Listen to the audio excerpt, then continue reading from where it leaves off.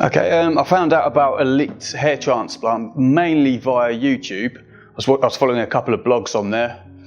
Then I eventually found out that this was the place they went to, so I thought, okay, it looks like they had good results, so I'll take a risk with this one. So I got in contact with the website, had a look, there was a WhatsApp number, so just started messaging them back and forth. They asked for photos of my hair, so I took some photos. They did a rough estimate of how much it would cost roughly. And then they said, yeah, just book the flights, send us the details, and then we'll sort the rest out, basically.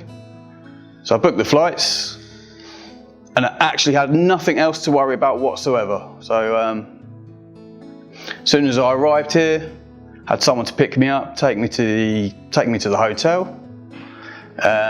Then the first day, I think someone picked me up again at 8 o'clock, gave me a free transfer to the hospital, did a blood test, went back to the hotel, spent the night there, and the next morning, woke up, had a free transfer to the hospital, and that's when my hair transplant started. So, did all the checks, then 6 hours of plucking my hair and sewing it in at the front. So, yeah. Absolutely, well, there's little bits of pain, but nothing major at all.